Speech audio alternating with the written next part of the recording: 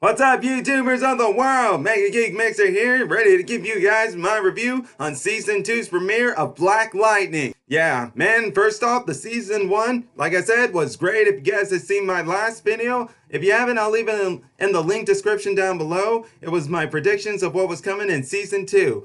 But let's get into it because Season 2, man, was there a lot to digest in this one. But let's start off with the small stuff. First off, one that took me by surprise was Henderson learns of Black Lightning. Yes, Henderson knows Jefferson is Black Lightning. Jefferson Pierce is Black Lightning. Now, there wasn't much from it, but man, let's just say that confrontation, I was on my seat hard. I was just like, what's about to happen? What's about to happen? But nothing really happened other than the fact that Jefferson letting Henderson know that Nyssa is thunder. And after that, Henderson just walked away.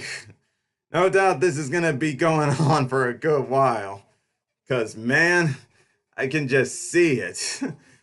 This is not something that's gonna just heal itself in 1 or 2 episodes. It wouldn't surprise me if this goes on all the way through the end of Season 2. Nyssa is playing Robin Hood. Yeah, right now the community is having a bit of trouble and everything. What with the police brutality and all the violence going down and everything, with the whole green light kids that have been surfacing with their metahuman powers and everything. And Anissa's doing good. And Anissa, first off, she doesn't like how even though after everything was exposed, they have not been arrested yet or anything, and she wants to do something about it, whereas Jefferson Pierce is saying no, they need to let the justice system handle this. While a part of this is just not agreeing with that, and so the best way she's trying to figure out how to handle all this, and for one, get those green light kids back from the government, because right now they're in the hands of the government. The way she's gonna do it is by playing Robin Hood, stealing from some crooks, and getting that money to the church. Now, while I do get what she's doing and all, I'm not gonna lie, this is probably gonna come back and haunt her, and not in a good way. Heck, I'm not gonna be surprised. I'm pretty sure it's obvious. Jefferson is not gonna like it, and he's gonna be having a real talk with her after this, but I highly doubt she'll listen anyway. But then we're going into Linds' interrogation. Yeah, Linds' interrogation, she gets interrogated by members of the ASA. They don't want her doing any more experiments on these green light kids. Well, not experiments per se, but more like, what's the best way to put it here? Like, looking at these kids, checking their conditions, trying to find a way to get them out of those pods. Whereas the ASA are saying, no, no way, you don't need to. But as y'all saw, she was able to get to them and was able to get her position back. And well, we'll just see how it goes from here. But no doubt this is going to be her arc for the season. Working on trying to get these kids out of those pods, but also they said she's going to be having a rivalry here with some people, some co-workers of hers, that are going to really make her question her spot in the family and her as a character. So this will be a very interesting arc going forward for her. That is for sure true. All right, now let's go into those green light kids that I mentioned earlier when I was talking about Nyssa. So yeah, the green light children.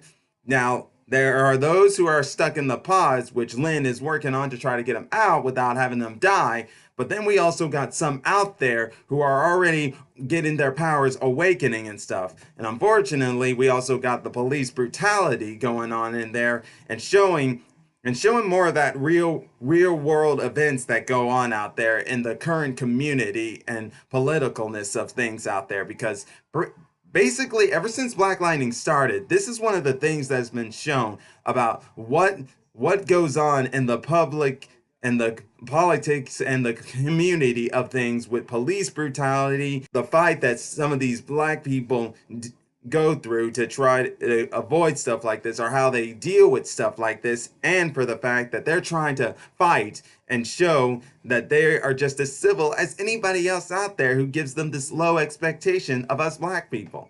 And yeah, that's one of the things that makes me draw to this show. If you look into the season and everything, Jefferson Pierce has shown what a great man of he's done for the community of Freeland and everything.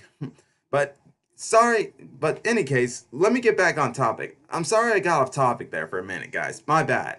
But either case, with these green light children, one of them was choked to death by this police person. But the amazing thing is that they all thought he was dead, and sometime near the end of the episode, he was actually alive, or he came back to life. Somehow he came back to life, and somehow he had, and I think we discovered his powers of him for some reason saying, for some reason, I think he has the powers to make people tell the truth because when he came out of it, his mother started spilling out truths. Yeah, something that no doubt a mother wouldn't, maybe to a some degree, but this one was just completely out of there like that. And me at first, I thought it was because she was scared. She was wondering how this could happen. But no, eventually I soon realized that that was because of him. Because when there was sparks showing from his neck there, I was thinking that was some his powers activating. And now, right now, he's on the streets. What's going to become of him? Well, we're going to have to find out. Oh, yeah, and this kid's name is Isa Williams. Yeah.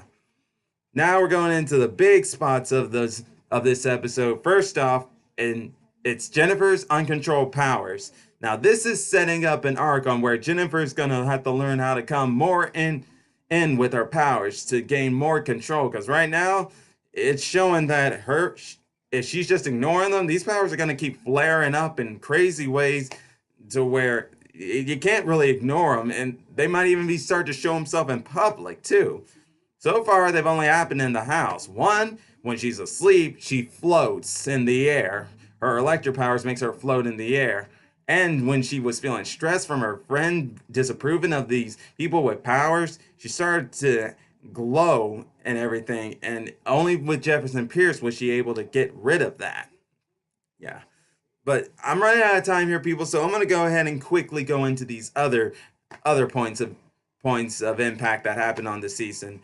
First off, there was the aftermath of the school attack and the new principal who's taken over Jefferson Pierce's job. Why is Jefferson Pierce not go not going to be principal anymore? Because if he did, they were going to close the school. The school board was going to close the high school, and Jefferson wasn't going to allow that. So he stepped down as principal and made this guy named Major Loring become the new principal. Now, how will maybe that affect that high school going forward? And what's going to happen with Jefferson now that isn't going to be the principal? What will be his day job while he's Black Lightning during night? This will be the interesting side of things as Jefferson's going forward into his arc. And then finally, another one that took me by surprise out of nowhere was the death of Syenite when she and Kara went at it. Kara, who was the overseer for ASA, reporting on metahumans in season 1, was trying to leave. Syenite was there to stop her and bring her to Tobias Well. She didn't want to, and they had a fight. And in the end, Kara won and killed Syenite. And this is where she actually goes to Peter Gamby so she can find a way to get out of Freeland without the ASA or anybody coming after her. And this is where she goes to confront Tobias Whale.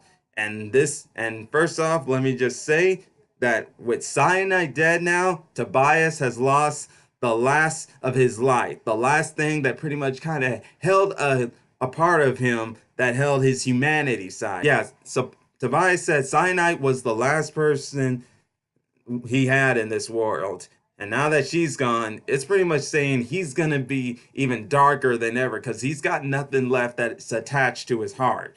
So no doubt he's going to be even dangerouser than ever. This is making you just wonder what's going to happen when he gets to Khalil, because Khalil will be showing up in next episode.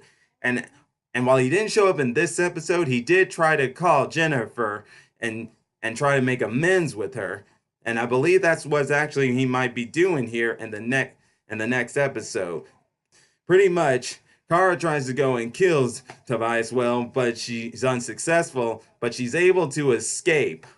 And she gives us a little hint of what was in that briefcase Tobias Well got at the end of season 1.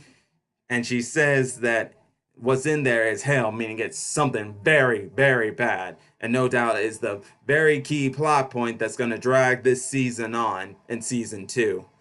But that's pretty much it. But what did I think of this past week's episode? Well, pretty much 5 out of 5. It did great. Awesome. Beautiful. And it just makes me anticipate what's going to be coming from here on out. But in any case, that's it for today, guys. And if you guys liked what I had to say or want to give your guys' thoughts on episode 1 of Black Lightning Season 2, leave them in the comment section down below. And if you like my videos and like what I have to say, all you gotta do is click the subscribe button and the bell icon to be notified when I make my next videos. Until then, Mega Geek Mixer signing out. Bye!